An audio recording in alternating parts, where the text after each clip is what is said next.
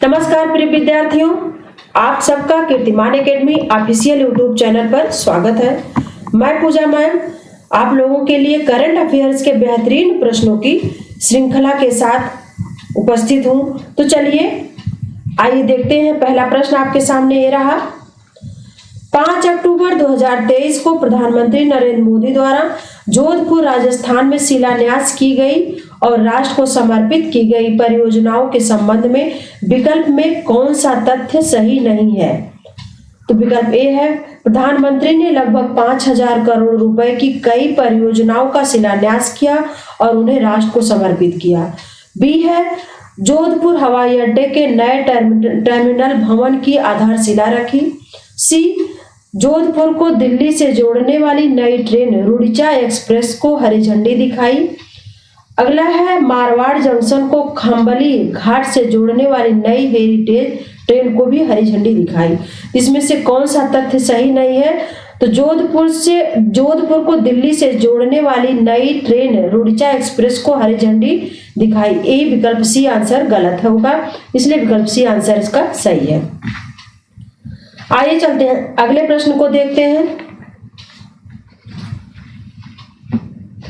अगला प्रश्न है, इंडिया एजिंग रिपोर्ट 2023 से संबंधित निम्न कथनों पर विचार कीजिए।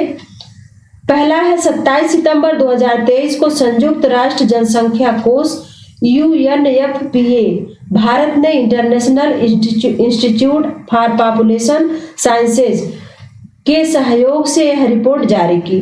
दूसरा है, इस रिपोर्ट के अनुसार भारत में वर्ष 2022 में 149 मिलियन लोग 60 वर्ष या उससे अधिक उम्र के हैं।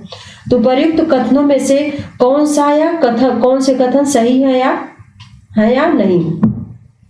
विकल्प ए है केवल पहला, बी है केवल दूसरा, सी है पहला और दूसरा दोनों और डी है उपयुक्त में से कोई नहीं।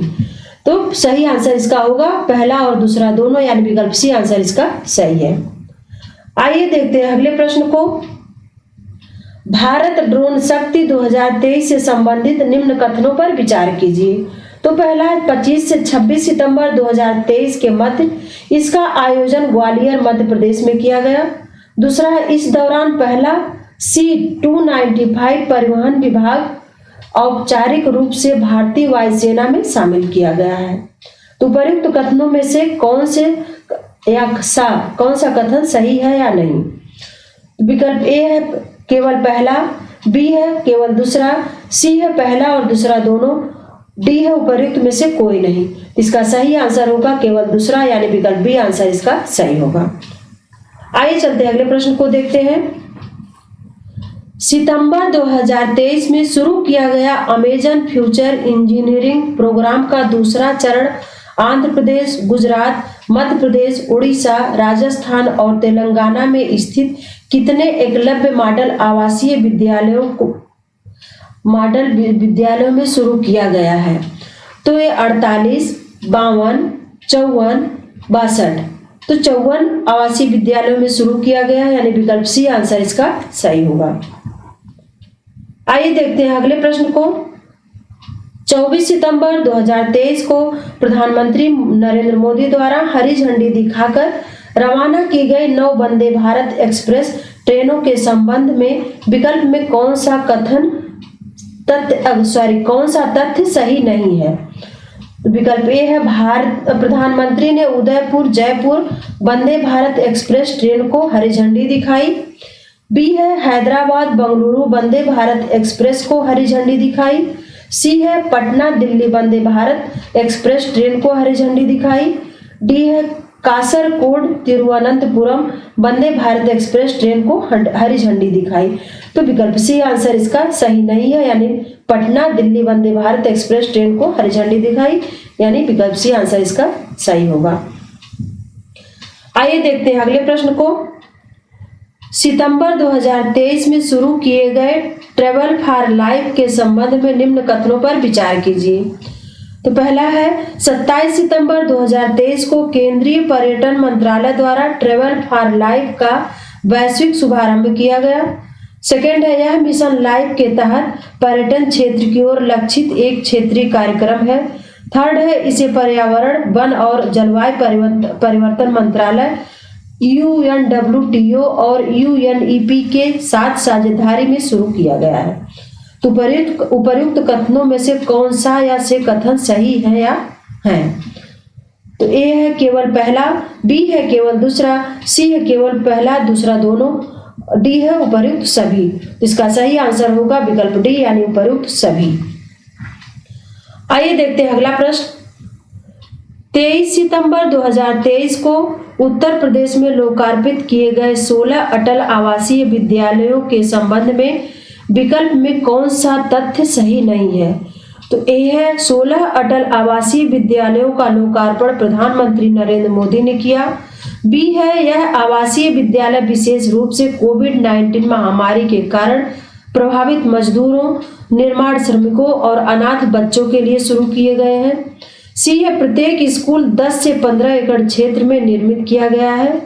डी है इन आवासीय विद्यालयों में प्रत्येक में 1500 छात्रों को समायोजित करने का लक्ष्य रखा गया है। इसमें कौन सा तथ्य सही नहीं है आपको बताना है, तो यानी विकल्प डी आंसर इसका सही होगा। इन आवासीय विद्यालयों में प्रत्येक में 1500 छात्रों को समायोजित करने का लक्ष्य रखा गया, यही गलत है, यानी विकल्प डी आंसर इसका सही होगा। आइए देखते हैं अगले प्रश्न को। 49वीं अखिल भारतीय पुलिस विज्ञान कांग्रेस 2023 से संबंधित निम्न कथनों पर विचार कीजिए। पहला कथन है 7 से 8 अक्टूबर 2023 के मध्य इसका आयोजन भोपाल मध्य प्रदेश में किया गया। दूसरा, इसका मुख्य विषय यानी थीम अमृत काल में पुलिसिंग है। उपर्युक्त कथनों में से कौन सा या से कथन सही है या है? तो केवल पहला या फिर केवल दूसरा या फिर पहला दूसरा दोनों या उपर्युक्त में से कोई नहीं। इसका सही आंसर होगा विकल्प बी यानी केवल दूसरा सही है। आइए चलते हैं अगले प्रश्न को देखते हैं। अगला प्रश्न है सितंबर 2023 में उत्तर प्रदेश ने 100% ODF प्लस कवरेज हासिल कर लिया है। यह कवरेज हासिल करने के संबंध में विकल्प में कौन सा तथ्य सही नहीं है? तो विकल्प ए है उत्तर प्रदेश ने 100% ODF प्लस कवरेज स्वच्छ भारत मिशन ग्रामीण के दूसरे चरण के तहत हासिल किया है। बी है राज्य के सभी 95,767 गांवों ने दूसरे चरण के तहत ODF प्लस का दर्जा हासिल किया है। सी है 1 जनवरी 2023 के बाद केवल 9 महीनों की अवधि में राज्य के 80,000 से अधिक गांवों ने ODF प्लस गांव का दर्जा हासिल किया है।